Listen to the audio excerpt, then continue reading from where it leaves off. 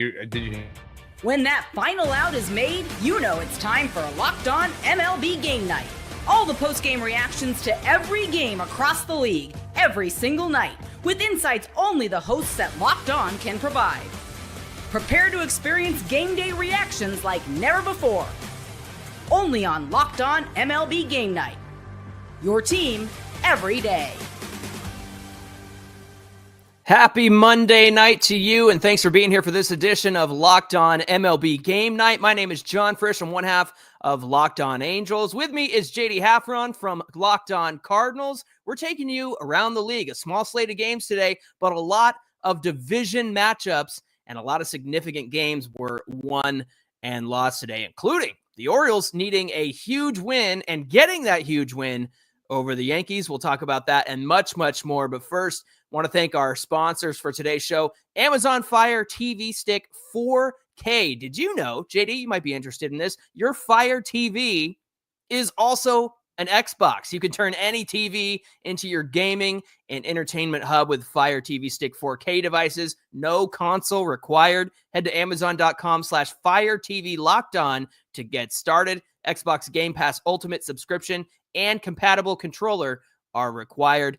Once again, thank you for being here, everybody, for Locked On MLB Game Night. JD, a lot of division matchups in this one, right? Yeah, we're coming out of a weekend and going into division matchups where, people are trying to make up ground for slow starts, or some of these guys are trying to pull away after getting off to good starts. So it was an entertaining day of baseball, which ended in a big way out west. Yeah, absolutely. Before we get out west in that Dodgers walk-off, let's take it to the Yankees meeting the Orioles in Baltimore, as they like to say, Baltimore. I haven't quite got that down yet. I'm not going to try that again. Now, this is a big AL East matchup because the Yankees are in first place. The Orioles are in last place. They got off to a good start and have been stumbling ever since, but they end up taking this one 4-3 over the Yankees. They really, really needed this win. For more, we're going to go to Connor Newcomb, the local expert of the Locked On Orioles podcast. Connor's going to give us his perspective from the winning side. The Orioles rotation has been pretty horrendous so far this year, but the one bright spot has been Tomoyuki Sugano, and that continued on Monday night with the Orioles 4-3 win over the New York Yankees. Connor Newcomb here, host of Locked On Orioles. The O's snap their 3-game losing skid and take the opener of the season series against the Bronx Bombers. Sugano was incredible. He'd only struck out 9 batters so far this season. He struck out 8 in 5 scoreless innings against a Yankee lineup. Pretty impressive from the 35-year-old rookie. And then the Orioles, listen, there's still a lot to be desired from that offense, and the bullpen late in this one, but they got enough. The huge swing from Ryan O'Hearn. Ramon Laureano had a great day. We'll have plenty more coverage at Locked On Orioles. Check out the postcast on Monday. I'll be back on Wednesday to get you updated on everything you need to know from this Orioles-Yankees series at the Locked On Orioles podcast. Great stuff from the winning side from Connor Grossman. Of course, a big day for Tomoyuki Sugano. And man, he had that splitter working, man. It was filthy. 17 whiffs and 17 called strikes, 9 whiffs on the splitter alone for Sugano. 36% called strike plus whiff rate for him. They made it a close game though, right, JD? They did. They were able to catch up a little bit later in this one. You can never really count the Yankees out. They scored 3 in the 7th and in the 8th inning. Felix Bautista took the ball against Grisham, Judge, and Bellinger. Gets Grisham to pop up. You get Judge and Bellinger to strike out. Bautista now 4 for 4 in save opportunities. A big man coming up big in big situations for Baltimore. Yeah, we got Abraham here on the chat says, oh, wow, the Orioles finally won. Yeah, that's what everybody was. They did. Good for you, O's. And especially you got a big guy in Bautista taking on a big guy in Aaron Judge. Now, there's a lot of beef in that matchup right there, dude. Big beefy boys out there on the mound, right? And at the plate. Stacy from Locked On Yankees has her reaction from the Yankees side of things. Let's go to her perspective right now. After winning 2 out of 3 against the Toronto Blue Jays and sweeping a doubleheader on Sunday, the Yankees headed down to Baltimore to face the sputtering Orioles, who came home to Camden Yards after being swept out of Detroit.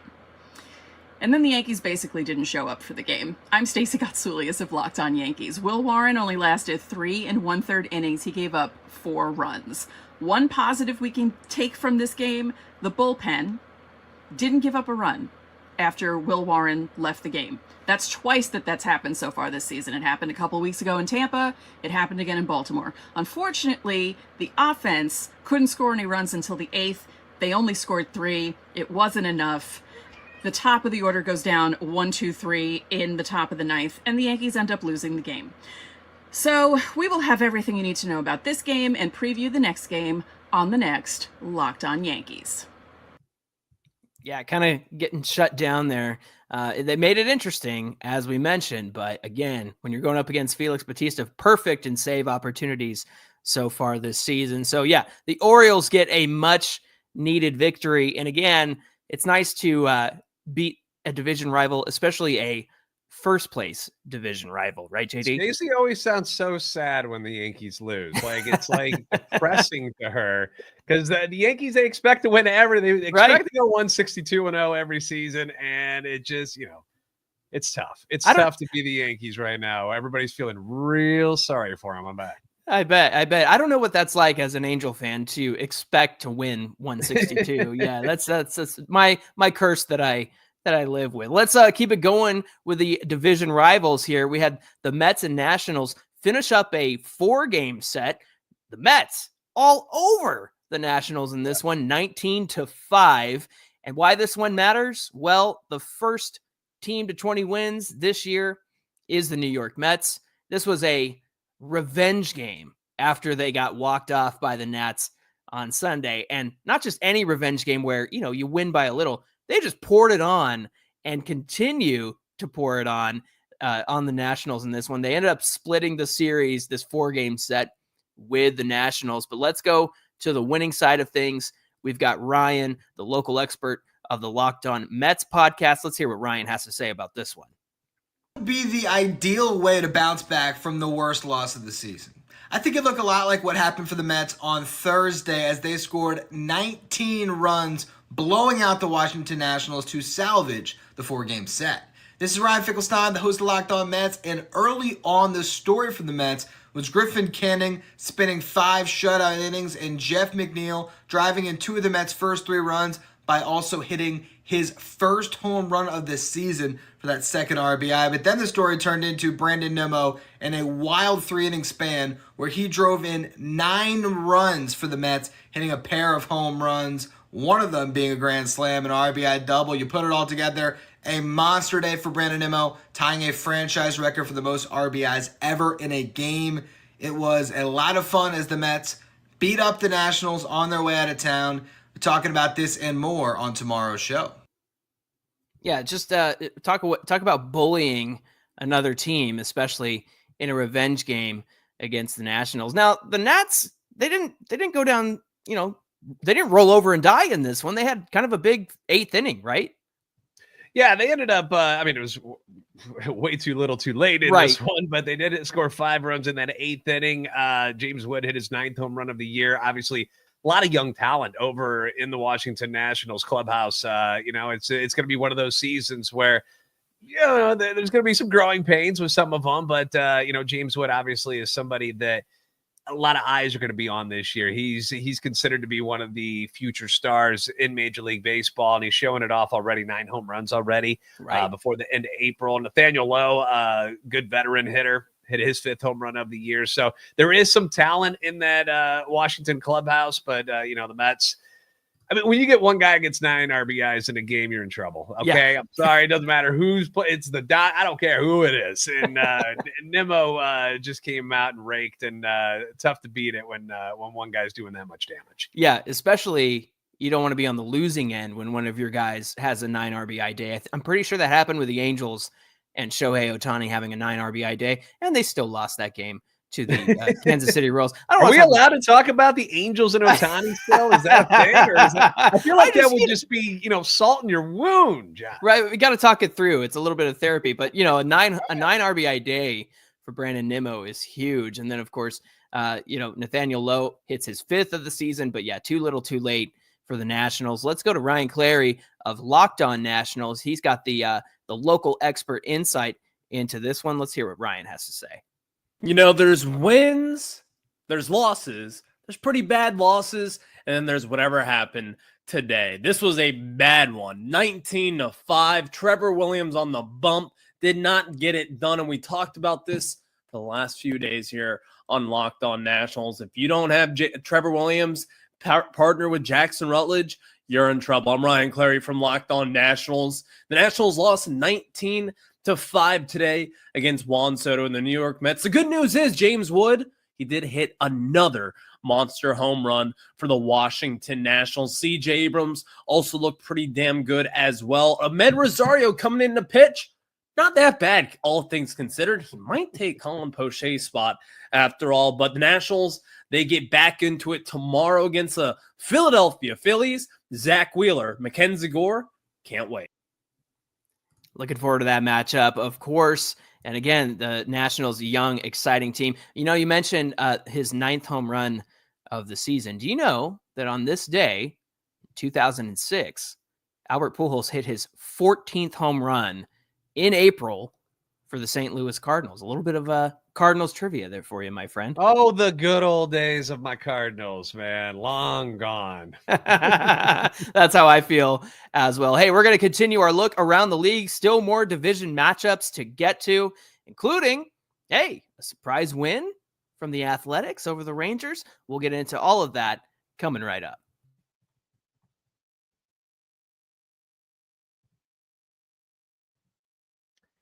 Today's show being brought to you by FanDuel. The NBA playoffs are here, and FanDuel is giving new customers an incredible way to get in on the action. Because right now, when you join FanDuel and place your first $5 bet, you're going to get $250 in bonus bets if your bet wins. Now, you're going to love how FanDuel makes betting so simple. It's some of the things about betting where you might be a little intimidated. Well, you don't have to worry about that with FanDuel. They make it easy, whether it's picking your favorite team or their opposition. If you want to do that whole reverse psychology thing that some people do. Yes, I'm guilty of that. Or you can make things really interesting by diving into those player props. We got buckets, we got 3-pointers, steals, assists. FanDuel has got a lot of ways to bet your favorite player props, with the NBA playoffs going on right now. Anthony Edwards, obviously, with the T-Wolves, up 3-1 on the Lakers. Anthony Edwards, somebody that you should be betting on. Karl Anthony Towns with the Knicks, they're up 3-1 on the Pistons. Jason Tatum and the Celtics, up 3-1 in Orlando. Bad news for the Bucks. Damian Lillard goes down with that injury. They're down 3-1 to the Pacers, but the Joker, Nikola Jokic, and the Nuggets tied it 2 with the Clippers. Obviously, he's somebody who's always filling up the stat sheet. These guys and these great players and all of these games, a lot of chances to do some damage with prop bets. So after the game tips off, don't think it's over, because it's not. You can even combine live prop bets into a same-game parlay for a chance to win big. Don't miss out. Head to FanDuel.com and claim your $250 in bonus bets today. This is the Locked On Podcast Network, where it's your team every day. And this is MLB Game Night, where it's everybody's team every day. And we're happy that you're spending this Monday evening, maybe Tuesday morning if you're where JD is at. Sorry to keep you up so late, brother. Blame those Dodgers for going into extra innings. They teased us with a little Marlins comeback there, but of course, your boy Tommy Edman. I knew you were going to do it. As soon as I made that Shohei Ohtani comment, I knew you were going to come at me with Tommy Edman. It was inevitable. I know how you do things, John. You had yourself a busy day. You actually got to go witness your Cardinals take on the Reds in Cincinnati. It was a 3-1 Reds victory. The Reds have won 5 in a row, and they're right back to being neck and neck with the Cubs, who everybody can't stop talking about. I can't stop talking about the Cubs because they've just gotten off to such a hot start. This was a really important game for the Cincinnati Reds. Why don't you tell us your perspective on things, JD? Well, as you mentioned, the Reds are coming in a little bit hot after playing that minor league team known as the Colorado Rockies. They were able to sweep them in 3 games before my Cardinals came to town, who had just taken 2 of 3 from the Milwaukee Brewers. Right. And, we're feeling pretty good about themselves, except for Sunday was kind of a dud for the Cardinals. And the offense just kind of vanished, and it did not reappear in Cincinnati, unfortunately. it just wasn't a great day for the offense. They hit into 3 double plays. They had 2 hits. They had a double in that first inning. Lars Nootbaar just missed a home run. And then they get a double from Arenado, which might have been sun-aided a little bit because Gavin Lux in left field, which is where I was sitting. Like, none of us could see the ball. None of us knew where it went. We were all looking around, and people were pointing at different things. And Gavin Lux was like this, palms up in the air, had no clue what happened to the ball. That was the only run that the Cardinals would actually score in this one. And they only had 3 hits the rest of the way. Also hit into 3 double plays. So that's never a good stat. You don't like to see that at all if you're a Cardinal fan. Absolutely. And, on the other side of things, we've got Jeff Carr. Of course, he's the local expert for the Locked On Reds podcast. Let's get his perspective from the winning side of things. Cincinnati Reds won their 5th straight game, and it was all about Nick Martinez and the pitching on Monday night. What's up? This is Jeff Carr from the Locked On Reds podcast, and the Cincinnati Reds began their 4-game set with St. Louis by beating the Cardinals 3-1, but it's all about the pitching, man. Nick Martinez with another good start. 6 innings, 1 run allowed. Did get a little bit of help from his defense. A lot of great fielding in this game for the Redlegs, but it's now the 2nd straight start that Nick Martinez has been better than a quality start. This is a guy that a couple of weeks ago, there were some people that were like, is he even really supposed to be here? And we give him $21 million, but can we move him to the bullpen? Can there be somebody else pitching for him? He has shown in his last 2 starts, there is a very good reason as to why the Reds needed to keep him. He is going to continue to show that. I firmly believe it. We're seeing the Nick Martinez from August and September of last year. He's going to keep showing that here. And the Reds got a chance to make it 6 in a row with Brady Singer on the mound tomorrow. All right, what do you think, JD? 6 in a row, or do you think your Cards will be able to get to Brady Singer tomorrow? I wouldn't bet on the Cardinals right now. They are now, especially on the road. Okay, Yeah. So here's the thing: at home, the Cardinals are 10-5. They, for whatever reason, because it's not because the crowds are big, because they're not. Fans are very, very upset with ownership right now. But they're 10-5 at home. On the road, they are now 2-12. So if you're betting on the Cardinals winning on the road, best of luck to you, because they haven't shown any reason why they're going to turn this thing around when it comes to road trips so far. Absolutely. Hey, let's go from the NL Central to the AL Central, where the Twins met the Guardians in Cleveland. All over the Guardians. 11-1 win here from the Minnesota Twins. And the Twins got off to a pretty slow start to begin the year, but now they have a chance to gain some ground on a division rival. They have now won 6 of their last 7 games. You're welcome, Twins fans. You swept my Halos over the weekend, so that helped you get back into the game. But it was a short outing for Gavin Williams, kind of a surprising start from him. For more, we're going to go to Justin of Locked On Guardians. He's got more insight from the losing side of things here with Cleveland. Cleveland Guardians did something on Monday night they've never done in franchise history, and that's not a good thing. This is Justin Latta from Locked On Guardians. The Guardians had a position player pitch for the 2nd straight game for the first time in their 124-year history in the American League. They've given up 24 runs in the last 24 hours. Edouard Julien of the Twins hit a first-pitch home run off Gavin Williams. Things somehow got worse from there. The Guardians have given up 3 first-pitch home runs this season. The Twins clearly came with a game plan to hit Gavin Williams, and he clearly didn't have any command in this one tonight. They were prepared for Gavin Williams. The Guardians were not prepared. Gavin Williams threw almost half as many pitches as Bailey Ober in the 2nd inning as Ober did in the entire game. Guardians beat up. They lost Paul Sewell, and this one came out with a shoulder issue. They nearly lost Jacob Junis to an injury off a line drive. They only scored 1 run. The Guardians have some pitching reinforcements coming later in the season, but if they want those pitching reinforcements to matter, the Guardians got to find a way to get there. And right now, they're running out of bodies. Tune into Locked On Guardians for more on that. Running out of bodies. What a way to put that. That's tough in April, man. If you're already running out of people to put out there, that's not a good sign at all. Absolutely. And, again, I can understand the frustration from Justin because you don't want to be beat 11-1. And considering Cleveland's gotten off to a pretty good start, I know that The Tigers are sitting at the top of that division right now. They did fall to the Astros, so that's going to help out the Guardians a little bit. But let's go to the winning side of things with Brandon Warren from Locked On Twins. He's got the winning side and the winning perspective here. Let's see what Brandon had to say of Locked On Twins.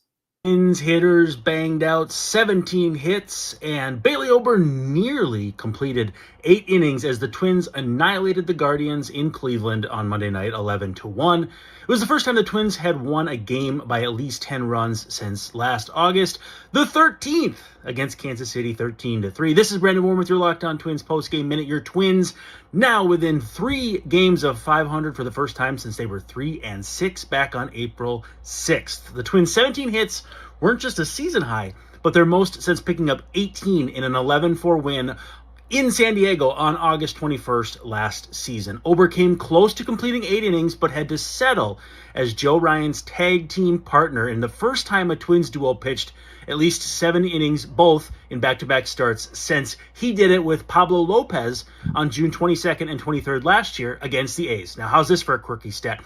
Bailey Ober threw more changeups, 41, than he did four-seam fastballs, 39, for the first time this season. He only did it 4 times last year, and it was each of his last 4 starts. Up next, Twins have Chris Paddock going up against Tanner Bybee, 5:10 p.m. First pitch on Tuesday. We'll have full coverage. This is Locked On Twins.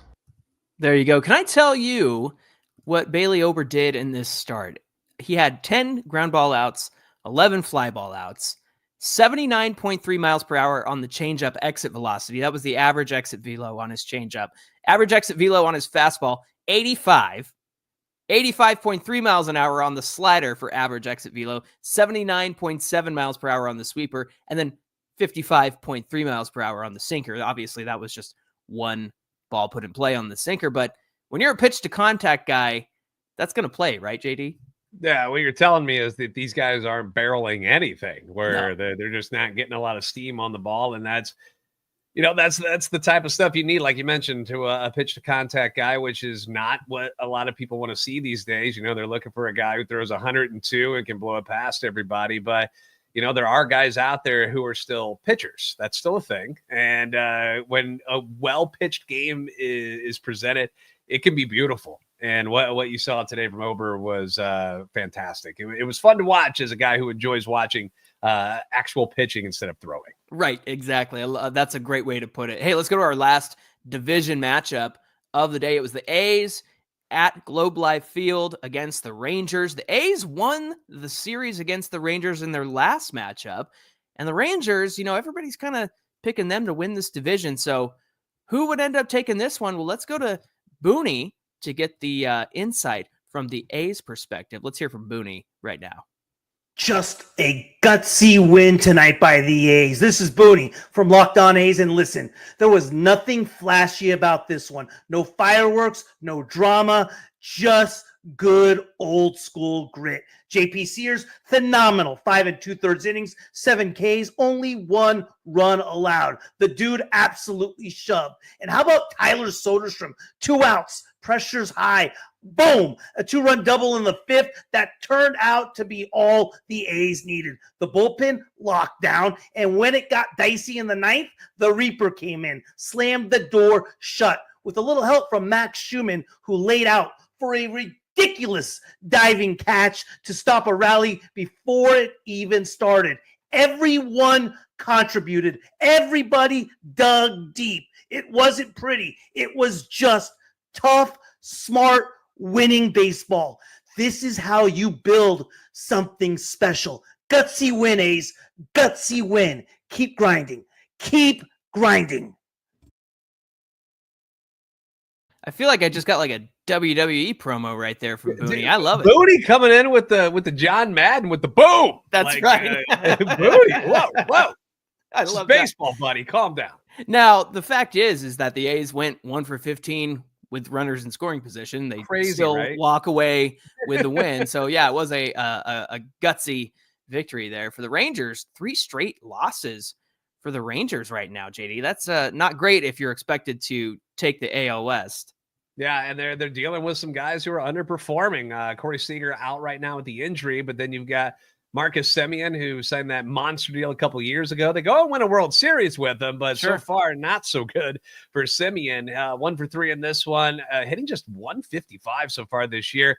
And then another former Cardinal, Adolis Garcia, who had a lot of success, came back to earth a little bit last year. The numbers weren't quite as big as they were the previous season. Just hitting 202. He was 0 for 4 in this one. So the Rangers struggling just a little bit on the offensive side. Yeah, absolutely. Hey, we're going to continue with the rest of the games. We've got Dodgers and Marlins, Braves and Rockies, and the Tigers versus the Astros. We're going to get to all those games coming right up. Today's show is brought to you by our friends at Gametime. It's my favorite way to get tickets when I'm headed to watch my Angels play. And last time I went, I brought them some bad luck. I got to see 2 Trout home runs, so that was kind of a silver lining. It was against the Giants, and I definitely use Gametime to get there because they have the best deals when it comes to getting good prices on your tickets. In fact, ticket prices fall the closer you get to the game. So if you like to play that waiting game, that balancing act, Gametime is the ticket partner for you. They're an incredible partner for us here at the Locked On Podcast Network.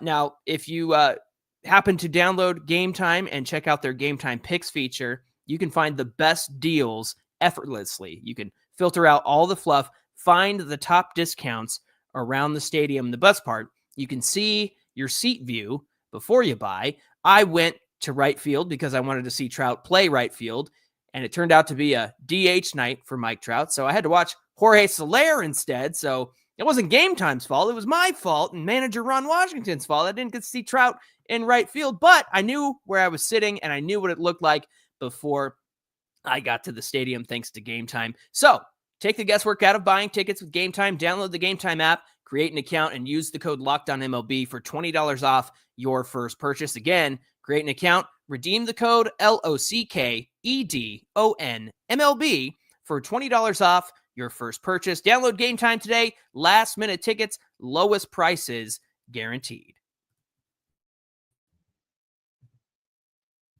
All right, JD, that was the end of our division matchups. And man, we all were watching the end of this one. We thought the Marlins were going to be the underdogs here, and they mounted a little bit of a comeback. And while, the Padres and Giants are going to be slugging it out, maybe the Dodgers think, hey, this is a good chance for us to pick up some wins along the way while some division rivals are slugging it out.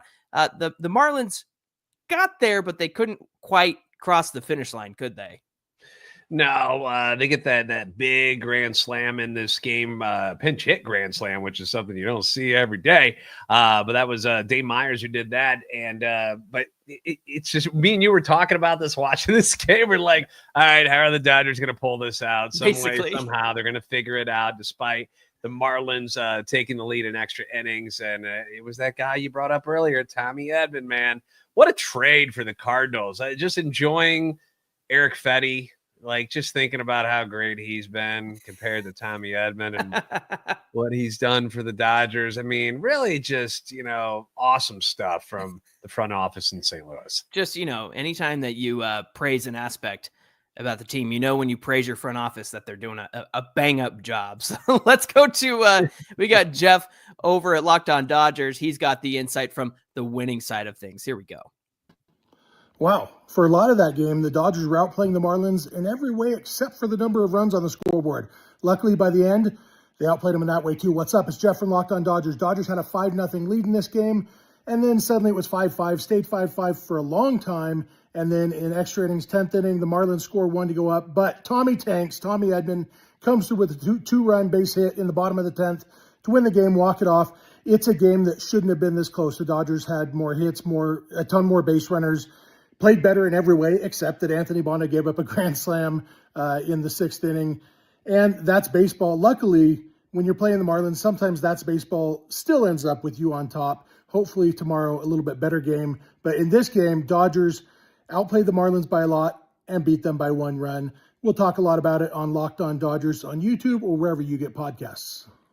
Dodgers, they kind of had a little bit of a, not struggle against the Rockies, but it seemed like the Rockies were going to be kind of an underdog when they were in town here in Los Angeles. But yeah, they couldn't complete the underdog story tonight. Jeremiah from Locked On Marlins, he's got the expert analysis from the Marlins side of things. That one hurt. The Marlins fight all the way back, but the Dodgers walk it off in extras. What's up, guys? It's Jeremiah Geiger from the Locked On Marlins podcast.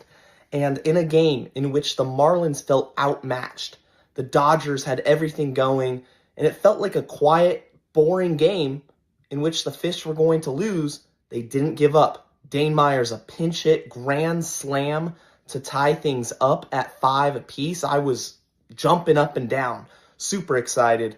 And then it goes back and forth. The bullpen for the Marlins was super clutch. Lake Bacher, Jesus Tinoco. You had Calvin Fauché in the 9th inning. And then in the 10th, Jesus Sanchez triples, gives the Marlins the lead. And unfortunately, in the bottom half of the 10th, runners on second and third, Tommy Edman gets to Ronnie Enriquez, pulls it down the line, both runs score, and just like that, the comeback falls just short. The Marlins drop a hard-fought game to the Dodgers. Check out Locked On Marlins tomorrow for more. That almost feels worse that they got into that game and then ended up, losing it there at the end, especially against a team like the Dodgers. JD, it must be nice to be the Dodgers and just pull a guy like Tommy Edman off your bench. It's supposed to be the day off, and then let's give him a couple of bats. And yeah, he comes through, and I love that his name is Tommy Tanks now that he's a Dodger, and he was Tommy Two Bags when he was a Cardinal. Like, that's how much bigger he has gotten since he's moved on to LA. He's like a Pokemon who's evolved from the first form to the second form here. Hey, take us over to Tigers Astros. The Astros over the Tigers in this one. Yeah, it was an AL wildcard series rematch from last year where the Tigers actually swept the Astros. Tigers were underdogs back then, but now they're kind of the guys in charge in the division. Astros fighting it out in a close AL West, and the Astros were actually able to overcome a 3-0 deficit in this one. You had some big games from Jose Altuve, Christian Walker, and they were able to come out on the winning side of things. Jack Flaherty getting the start for the Tigers, 5 innings, 4 runs, 6 hits, including both of those home runs. Falls to 1-3, lost just 7 games all year in 2024. He's already got 3 this year. Ooh, that's a not Jack Flaherty that the Tigers were hoping to bring back, because he with them last year, before the trade over to the Dodgers, man, he was really rocking. And so let's go to Brett from Locked On Astros for more from the winning side of things. That, folks, is what we call a win. Jose Altuve was sent torpedo bats, but did he want them? Hello, I'm H. Wellhouse here with Locked On Astros. When El Blanco was on the mound, he was countered by Jack Flaherty. Jack Flaherty has had quite a bit of success against several Houston Astros. Well, tonight, the Astros weren't playing that game. While the pitching held the line for the most part, the Astros offense took off. Christian Walker hits a home run. Jose Altuve hits a home run. Cam Smith breaks out of an 0-for-9 slump.